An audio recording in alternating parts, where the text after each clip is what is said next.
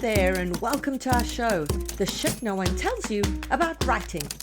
I'm best-selling author Bianca Murray, and I'm joined by CeCe Lira of Wendy Sherman Associates and Carly Waters of PS Literary. Hi everyone, welcome back to another Books with Hooks. Today we're very excited to have the author joining us. Judy, welcome to the show.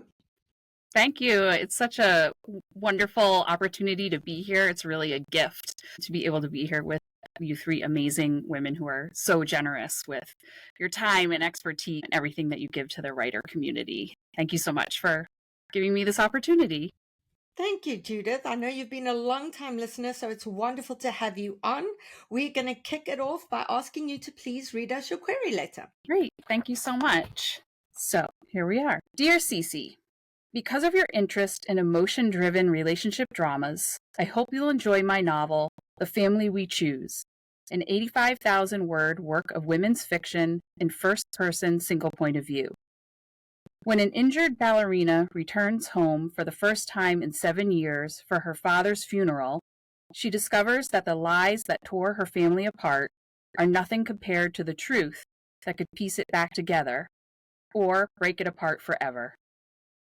Fans of The Catch by Alison Fairbrother or A Very Inconvenient Scandal by Jacqueline Machard will enjoy this story of resilience, reconciliation, and rediscovery of the meaning of family.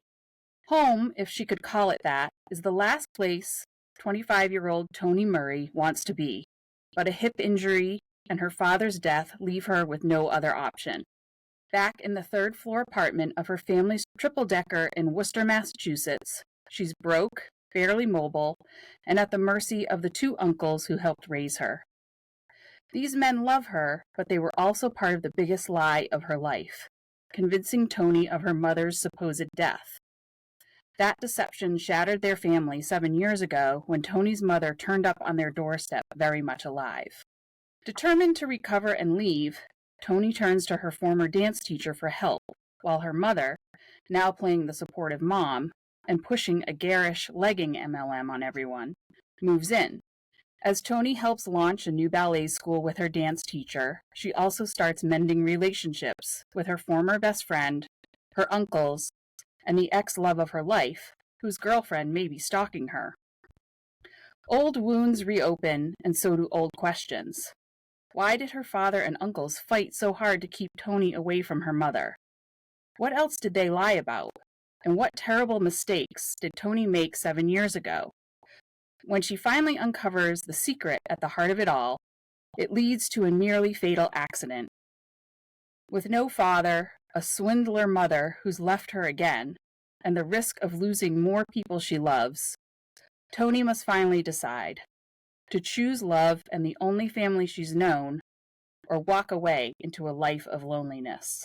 This novel draws on my background in ballet and my deep ties to the city of Worcester, where I've worked for more than 25 years.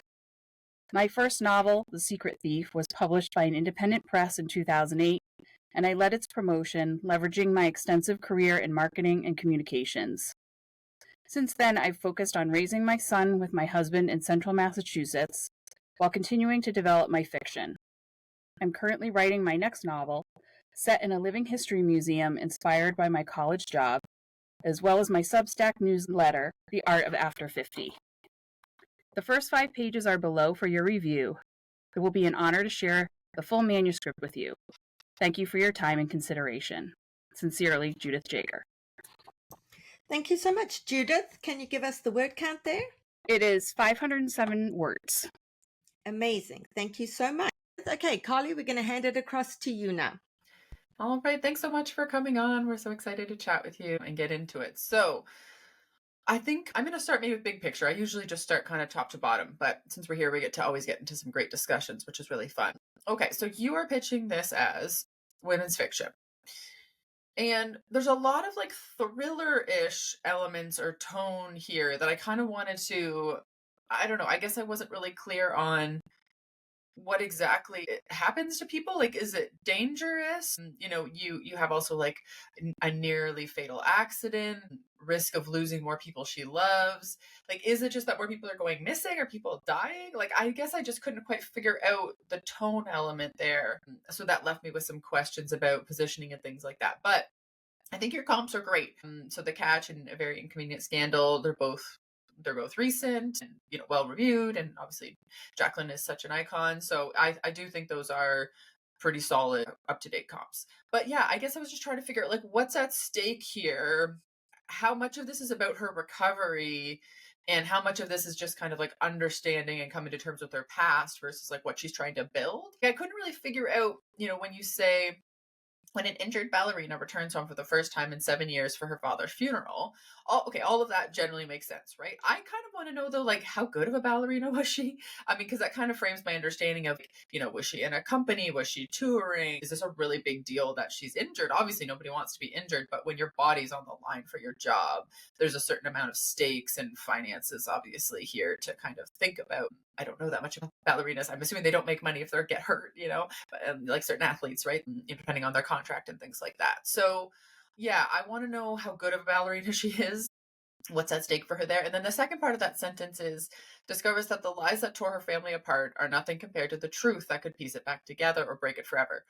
That line means nothing to me. I don't understand it. I think it has to go, or you just got to get more specific, And I think that the first body paragraph is great, like so juicy, right? She comes back home. Her father has passed. She's broke, barely mobile.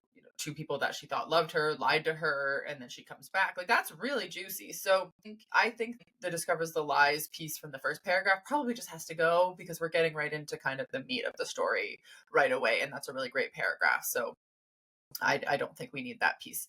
And the questions.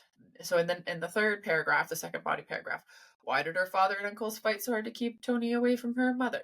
What else did they lie about? What terrible mistakes did Tony make 7 years ago? The questions, why can't we write this in a different way? I guess they just felt leading and a bit unnecessary, because we have those questions as the reader. We're asking them. So I don't think you need to put them on the page, because again, a good query letter should elicit those questions in us as we are reading. So yeah, I guess that's what I'm trying to figure out. Like, what does she want? She wants to heal. She wants to find some answers about what happened to her mother. But all of that is kind of like past things. It's like healing from a past accident, finding the answers from the past. In the present, what are we doing? You have obviously like launching the ballet school, mending the relationships. That's all very like lovely and healing. We have the girlfriend who might be stalking her. And then that's when you start to get vague again, right? There's the questions, and then uncovers the secret at the heart of all, leads to a nearly fatal accident. Yeah, I don't know. I guess I couldn't figure out, like, if you're escalating the stakes vaguely because it isn't actually that dramatic, or is it that it is really serious and therefore it is more of a thriller? I just couldn't really read between the lines on that. And then, you close this out with Tony must finally decide to choose love in the only family she's known. But does she mean romantic love or family love? So to choose love in the only family she's known, or walk away into a life of loneliness. I just kind of think, like, is she not working towards something bigger than that? Like, is that really what we're worried about? I don't know. It just left me with a bit of I don't know how eager people would be to read the sample when we're talking about things like, loneliness. I just didn't really feel like that was the right note to end on in that sense. I don't know, maybe it's just overly dramatic in the way that you wrote it, or maybe there's something else there that she's concerned about, because why wouldn't, again, once she's healed, she clearly is very talented if she's a ballerina. Why couldn't she figure out a way to move on and heal? Why would loneliness be the solution here? So I just have some questions. And again, we can kind of get into what the plot of the book is and things like that, so we can get into it a bit more. But those were some of my overarching thoughts. And I think it's always fun to have an author on the show, because I get to pick at things in a different way. So thanks for letting me dig in there. Thank you, Carly. We'll hand it over to Judy shortly. I'd just like to get CeCe's feedback, and then we can start picking Judy's brain in terms of getting those questions answered. Okay, CeCe? I will briefly echo what Carly said about the past. In stories where so much of the plot hinges on the past. As agents, we often think, well, why isn't the story taking place in the past, Or at least why isn't it dual timeline? And maybe it is, you're here, so you can tell us. But I do think that we need present day conflict. I didn't know if the inciting incident was her mother coming back, opening up the ballet school, but big picture notes, if I had to shoot the movie trailer version of the story, I wouldn't be able to because there's a lot of information on her interiority, on her vibes, but really just two clear plot points, which is her mother coming back and then her opening up the school. There is a reference to an accident, but it's so vague that, again, could I shoot it? No, because it could be a car accident. It could be, I just don't know what kind of accident, right? So, okay, Carly mentioned the major dramatic question, to choose love or walk away into a life of loneliness. And I want to talk about something that happens to many writers, especially writers who are deeply empathetic, deeply sensitive people, and highly intelligent. They look at a situation, there's conflict, let's say, between two people, two women, let's just make it two women. One woman lied to the other about how much money she makes. The other woman was offended by this. And in a fit of rage, she used the spare key she had to the friend's house to go into the house. And maybe she took something that she had given the friend, like a gift she had given the friend, right? Now, a lot of people could frame this in a way that sounds really juicy. Wait, but why was she offended? Why is one friend upset about the money the other friend makes? And what gift was it? And did the friend find out about the gift? But do you know what a highly sensitive and highly intelligent person does? They frame it in a way of, this woman needs to heal. She needs to heal from her wounds because, she's clearly hurt based on what happened in her life, her root wounds. What highly sensitive, highly intelligent people do is they go to the root cause of things because it's never about the surface problems. It's always about something in her past that made her be especially triggered to people keeping a secret from her, maybe something about money. And she has impulse control issues. And so you are doing that. You're framing your story in a way that is lowering all the stakes. I feel for her. I do. I'm actually, as a human, primed for the story because I've read your pages and I've also lost my father. I also suffer from complex grief when it comes to him because it was a very loving relationship, but also a very complicated relationship. So as a human, I get it. Like, I get that you're exploring these deep psychological themes. But for your query letter, we must lead with the juicy conflict. And I don't know what the juicy conflict is. So you're here, you can tell us. Sometimes a query letter won't have plot points that make us curious. And that sometimes is an indication of the book's execution isn't working. The query letter can actually diagnose a book. But sometimes the authors come to me and they say, well, actually, this is what happens. And then all these great plot points that I'm super excited about. And, we can find out which bucket you fit in.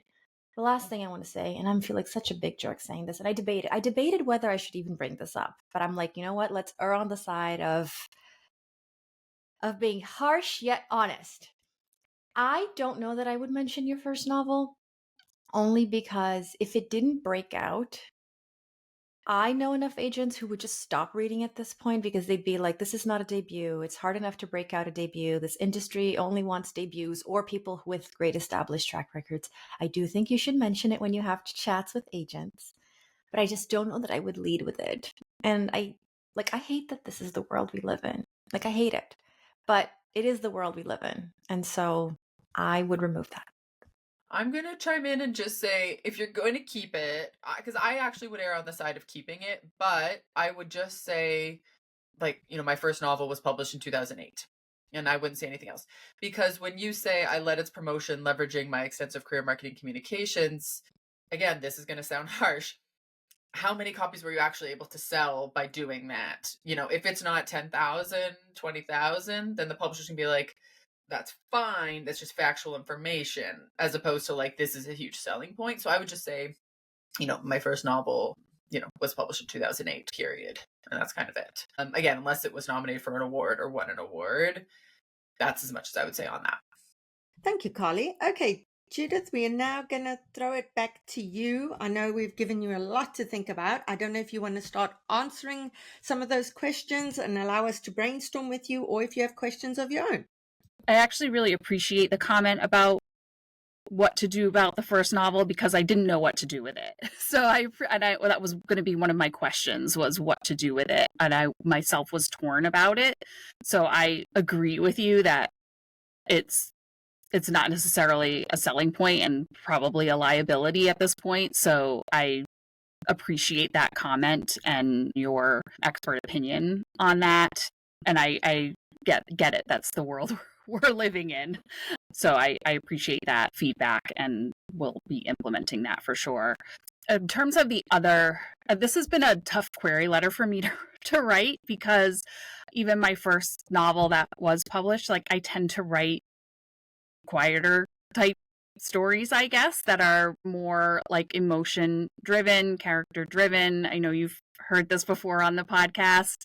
And so it can be harder to identify those, driving plot points for a query letter. So a lot of the plot points in the novel are the ones that are like turning those relationships forward. So it's harder to, are the moments that are turning toward healing all of those varied relationships. And the accident that happens more toward the end, that really pushes her over the edge toward making that choice of facing the hard truths about herself. Finally, that have to be faced. Like, what was her role finally in all of this too? So that's where I struggle with getting those plot points in. Why don't you tell us, what are the things that you're maybe not writing in the query letter? Like, what is the accident and that sort of thing? The accident toward the end is, so the secret comes out of her. She has a confrontation with her mother, who has moved in with her. And throughout the course of the novel, she's put her mother on this pedestal. Her mother shows up again to be with her after her father has died. And she's put her mother on this pedestal. And throughout the story, her mother reveals herself to be less than noble.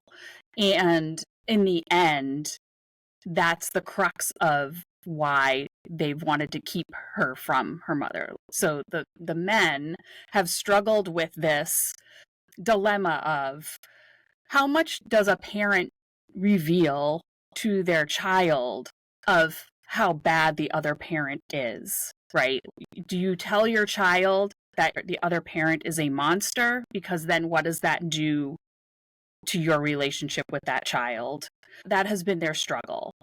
When she was younger, the father's best way out of that was to just say, she died. She's no longer in the picture.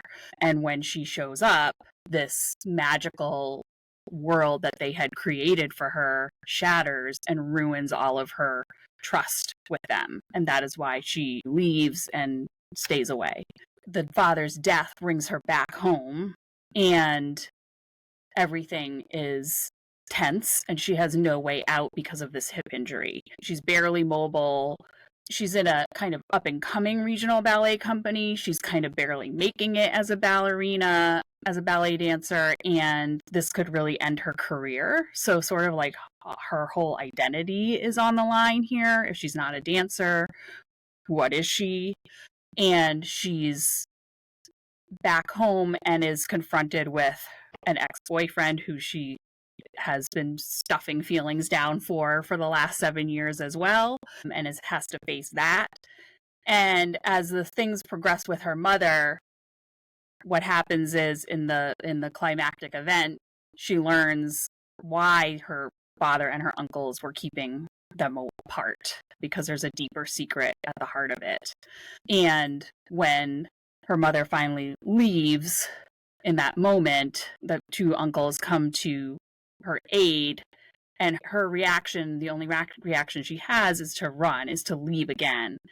And one of the uncles chases after her and falls down the stairs, those treacherous back stairs, and almost, breaks his neck, basically. And so it's in that moment where she feels like, oh, not only have I lost my father and I wasn't really there for him when he was sick, I have almost killed one of my uncles, who's like a father figure to me.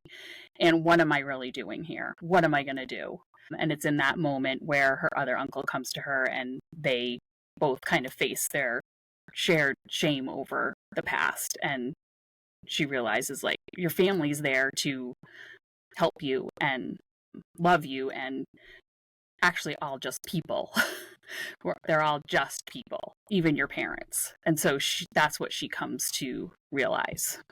So, Carly and CeCe, something that's occurring to me here, and I just want to run it by you. In terms of the fact that so much happened in the past, but we're starting now in the present and moving forward, do you think that having a dual timeline of the past and the present sort of braided together, in which we're seeing what's happening in the past, is going to help with the present day timeline?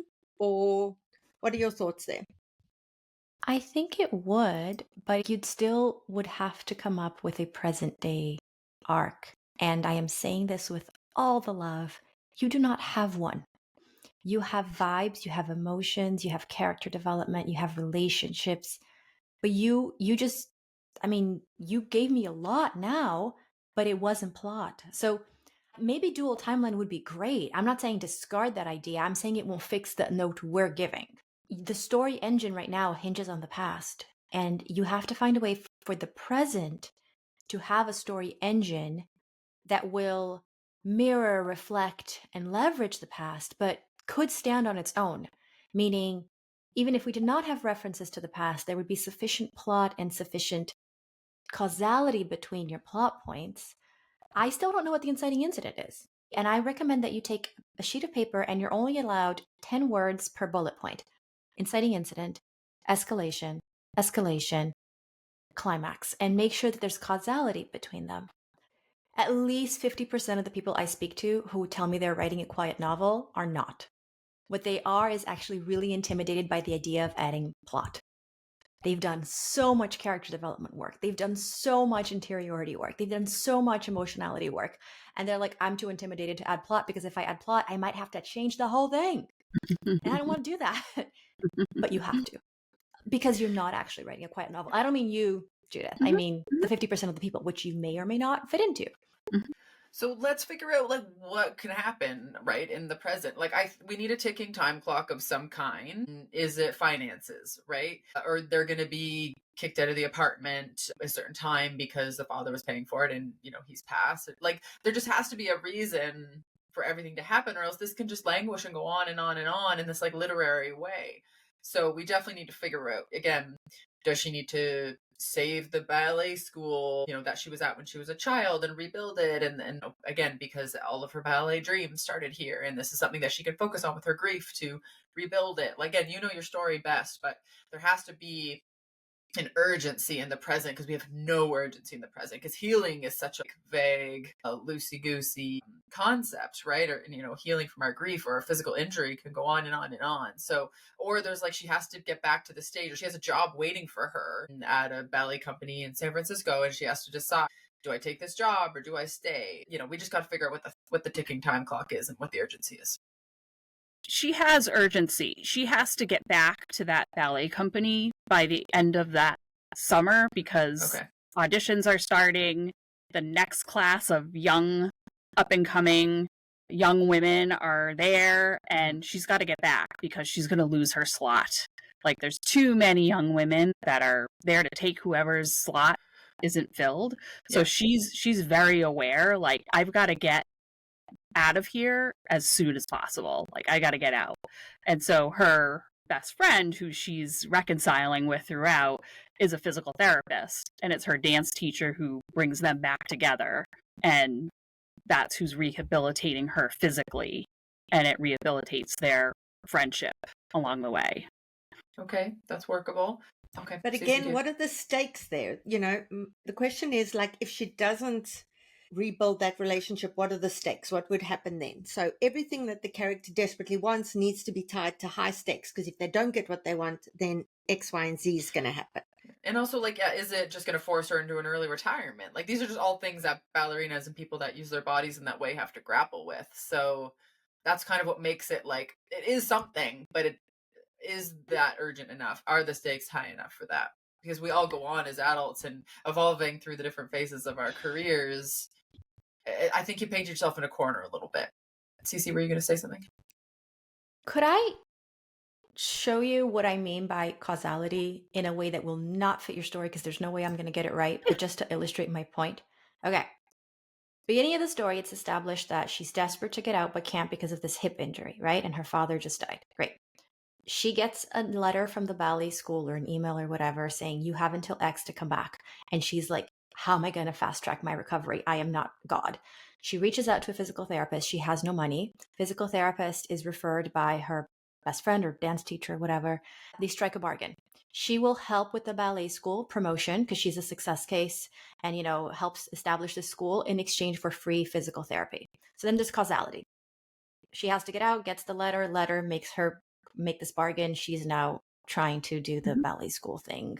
And again, has no choice, is pressured, painted into a corner. Her mom shows up, complication number one, and she's happy, excited, but also fearful, all these complex emotions. And her mom says, I'm here to help. She's never had her mom to help before, so it's like this huge thing for her. Really, in reality, the reader doesn't know this yet. Her mom is pushing the scheme that you mentioned to the customers in the ballet school. She doesn't know this yet. So she's there, she's working, and she tells a lie. What this lie is, I don't know yet. It is very important that she tell a lie, okay? She tells a lie with good intentions, but it's a bad lie. And the reason why I'm saying this is going to make sense in a second. She tells a lie, continues to work on the ballet school. Ex-boyfriend comes back. There's chemistry there, but the girlfriend presents some type of complication. And the complication can't just be she's stalking her. The complication needs to be tied to the causality right now. For example, maybe the girlfriend is also friends with the physical therapist and made some stuff up about her, or is an investor in the ballet school. I don't know. There's got to be a web effect there. When she finds out that her mom is doing these things and pushing the MLM, she tries to stop it, but her lie comes out. Nobody believes her. And she realizes that she did what her uncles did, which was lie to protect someone, but the lie caused hurt and pain. And again, I don't know what would happen after that because these things take time, but it's one thing leads to the other, which leads to the other, which leads to the other. And that's what your query letter needs to focus on, not the stuff I said, because there's just no way that the stuff I said is going to fit your character. But it can't focus on why did they lie about it? Like what terrible mistakes? It just can't focus on that. That needs to be the revelation that's at the heart of your story because she will find out the truth. But the reader's going to keep turning those pages because they're going to be like, oh my God, when is this lie going to come out? Oh my God, what is she going to do now that her mom is blackmailing her? Oh my God, what is she going to do now that the ex-girlfriend said stay away from him or else? And this ex-girlfriend has power over her, but she's really attracted to this guy. So I really want her to go after this guy, but I'm afraid for her because if she does, there's going to be problems. Like we need to feel those active emotions because if we don't, then what happens is your quiet novel makes us, the reader, feel quiet on the inside. And I know that's harsh, and I'm sorry. It's okay. It's not harsh. It's fine. It's all good. It's wonderful. These conversations always push me in a new direction that makes the work better, so I appreciate it. I'm wondering if the ex-boyfriend couldn't be the person who's helping her recover. Do you know what I'm saying? Like in terms of he is the person who's doing the physical therapy with her, and so she desperately needs him to help her recover. And then when the girlfriend becomes all crazy and obsessed, that complicates her recovery, not just her relationship. But also that means that they have to touch, and that creates chemistry. So that's like sexy. I like that. Yes, let's do that. Well, CeCe's teaching us a little biology lesson there. So people, when they get the birds and the bees and the touching, I think there's a lot here. Like, I don't know. I just think of so many themes. And again, I know we don't want to be quiet, but all of these themes have to be enacted through plot. Like, I think there's a lot of interesting themes about ballerina and strength and size and when are you allowed to feel big and how it makes you feel small. I don't know. There's a lot going on there. There's obviously a lot with we haven't even got to the pages. Have we even got to the pages yet? No. Oh God. Okay, we got work to do. But anyway, there's a lot. Again, we should get to the pages, but about I think there's stuff about the class system I think we got to get into. So, okay, let's stop there. Let's get to the pages. So Judith, why don't you summarize your pages for us? So the opening pages, we meet Toni Murray, who's our narrator, and we meet her family and where she lives through the lens of her grief and her anger in this moment. She's in the apartment where she grew up on the day after her father's funeral, wrestling with that grief and anger. She's angry and sad about a lot. her father's death, that her father and uncles lied to her about his condition, about the falling out that they had, and her injury. She's also confused and worried about the person she's becoming, someone who is overwhelmed with anger at her dead father. It's her first time home in 7 years, and all Toni can think about is how to leave as soon as possible. Her Uncle Max enters into this tempest. He tries to make Toni feel welcome and invites her to stay as long as she needs, reminding her that this is her home too, but it's clearly not home to Toni. And that's where the pages end. Thank you so much, Judith. Yeah, before we dive in, Carly and CeCe, I just want to say that the pages were so well written. The writing is so good. On the line level, etc., I absolutely love the writing. So kudos to you there. I know how freaking hard query letters are and plot, etc., but you've nailed the writing. Okay, Carly, handing it across to you. All right, let's get to it. I can't believe we talked that long about the query letter. I was like, what? We still got work to do here. Okay, so main first question is, what year is this? The way that you are writing makes me think that this is like 2000. I didn't actually get that this was contemporary. You're nodding. Okay. Yeah. So I actually think we might need a timestamp here, because you had, so the bedroom, so pink, so covered in the pictures of boy bands and articles about makeup tips ripped out of Tiger Beat in 17. So all of that still being up on the wall, like if that was today's day and age, those pages would have been faded, disintegrating, sun damaged. Like it would be almost impossible to keep those pages up from then to now. So I think we need a timestamp, which makes me again get into a whole thing about when this is said and why you chose not to set it in the present, but we can get to that in a little bit. Okay. I don't know how to explain this, but I'm going to do my best. I can't exactly figure out maybe like the essence of the relationship between our protagonist and the uncles. I got a little bit of an ick factor when you said there's so much puberty dripping in that room. I could almost feel my hormones surging every time I entered it. And then the next line was, I've had more than enough of Uncle Max and Uncle Zero.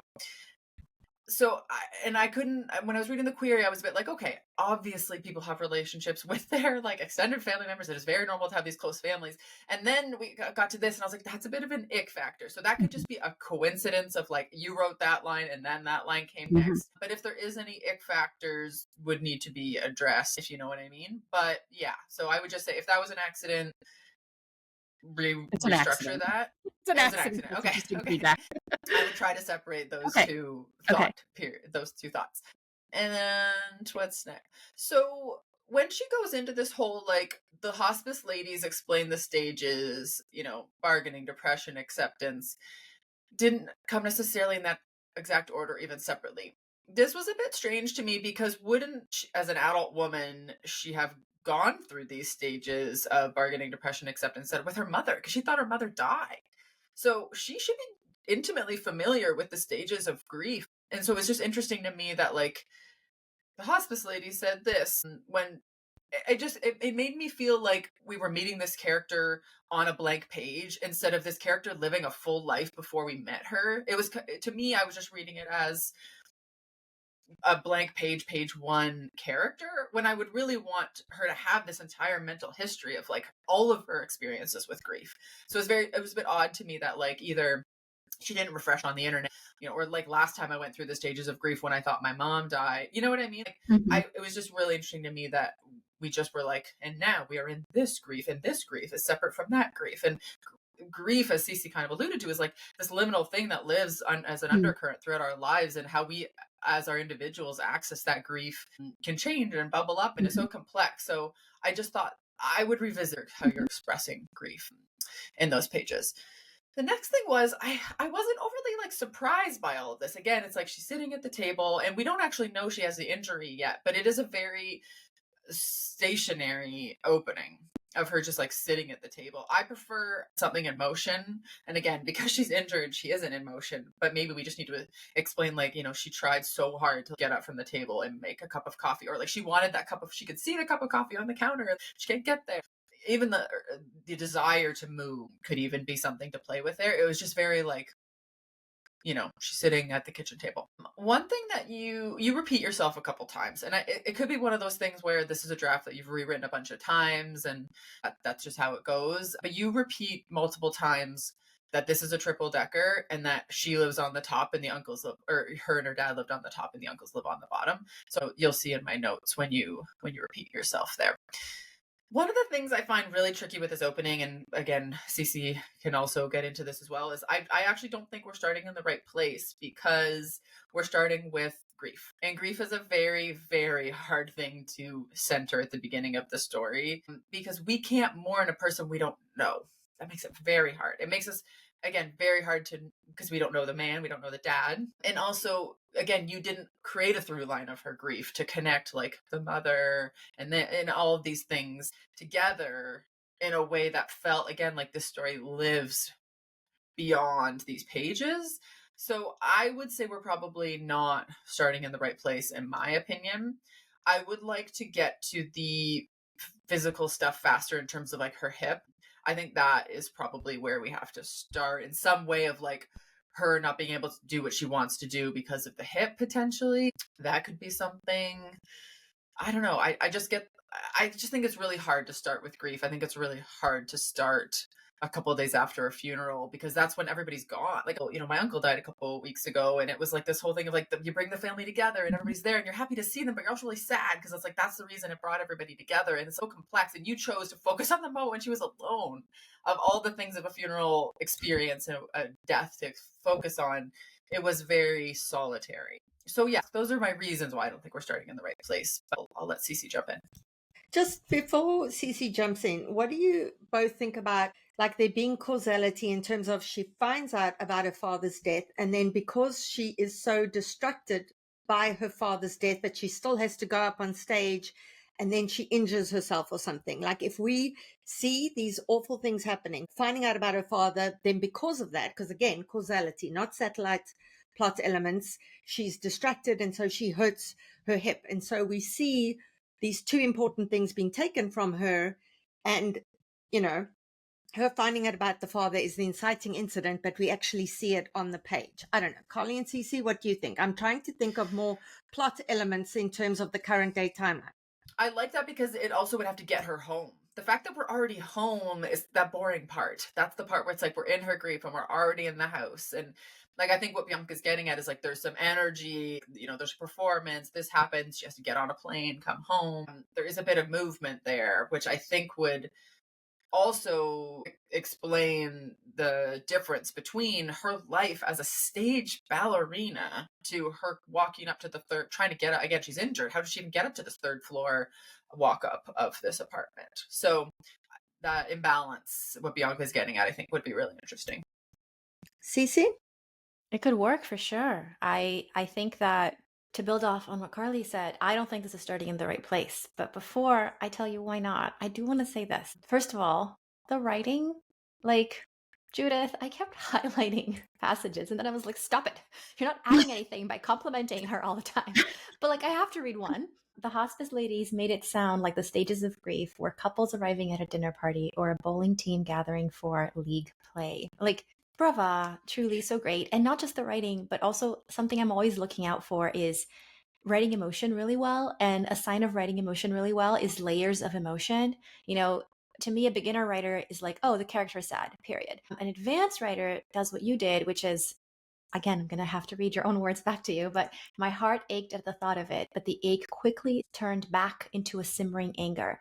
It was easier to be mad at it all than to feel the sadness. The size and depth of the sadness, the bottomless black hole of it scared me. You have so many emotions, and I don't even know how many words this was, but not many. And that takes a really like advanced writer to pull that off. And it's interesting because most people I talk to struggle with writing emotion and writing on a line level way more than they struggle with tension and plot points. And every person's different. But I think that, a huge part of evolving as a writer is self-diagnosing. I will diagnose you, of course, but your self-diagnosis is the one that matters, because different people are going to be telling you different things. My diagnosis is you're doing all these things really well, writing on a line level, writing emotion, and I actually think the heart of your story too. But you need to work on the tension, which is not a secret or surprise to you because we've been talking about the plot and the need for plot and the need for causality.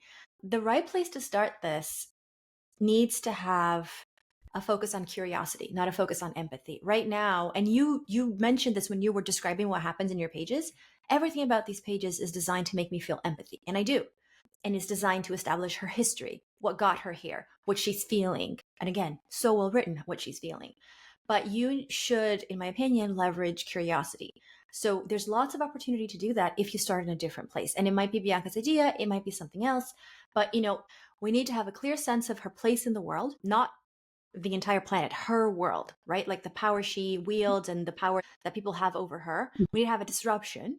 That disruption needs to cause a shift in her story forward expectations. And to do that, you need a shift in the power dynamics, either a revelation of greater power dynamics or change in power dynamics. So Bianca's idea actually works really well because her current position in the world, ballerina, up and coming, moving up in the world, that's her current position in the world. Disruption, two-part really, because it's learning about her dad and getting injured. And then the shift meaning her story forward expectations from page 1 to page 5 or however long it's going to take are now different because she was expecting to make it in the audition. She was expecting to land the lead role. Maybe it's not even an audition. Maybe she has the lead role and this is like a dress rehearsal and her big thing is coming on and all of a sudden, well, no, now I can't even go up the stairs. To Carly's point, the really interesting regression of her physicality, of the power of her body. She used to be able to hold her entire body in her tippy toes, which is, let's face it, really hard. And now she can't go upstairs, and there's just so much there that's interesting. I just think that you're really close to having a gem and I'm excited for you. And at the same time, I'm like, man, Judith has a lot of work to do and we're just giving her all these things, So I'm mindful of that. All the things. Yeah, I'm mindful of that. I'm mindful that we're giving you a lot, just so you know. So Judith, we have like about 3 minutes for you to ask any questions or make any observations that you have. I know we've thrown a lot at you. We've been brainstorming, but it's because we love the writing and we love the story and we really are trying to help you just get it to that next level. I really do appreciate all of this and my wheels are already turning. I will say I've gone through maybe 8 drafts of this already, which I know you all know the pain of that. So I will be thinking about how to do this in the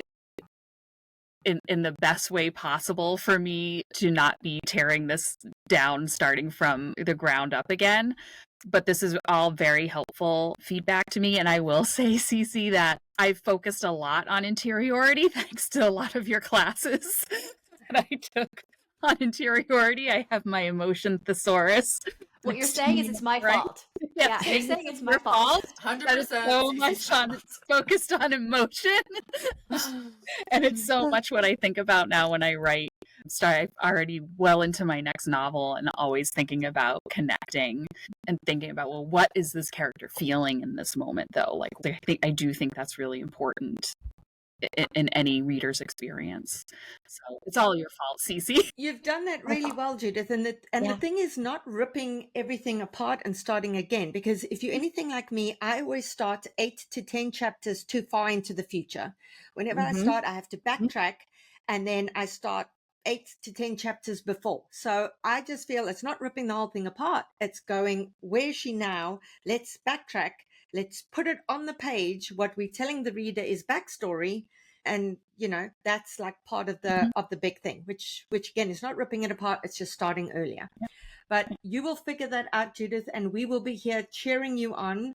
We wish you so much luck with this. And yeah, like I said, the writing is just incredible. So few people can write that well on a line level. So you've got that nailed. It's just figuring out the dominoes tipping. Well, it's an important thing to have nailed. So I'm grateful for that. Absolutely. Absolutely. It is very important. Okay, everybody, that's it from us today with our books and hooks. Next week, we'll be back with another author interview and back again in 2 weeks with another Books with Hooks. Thanks so much, everyone. Bye. Thank you. Bye. CeCe Lira is a literary agent at Wendy Sherman Associates. If you'd like to query CeCe, please refer to the submission guidelines at www.wsherman.com.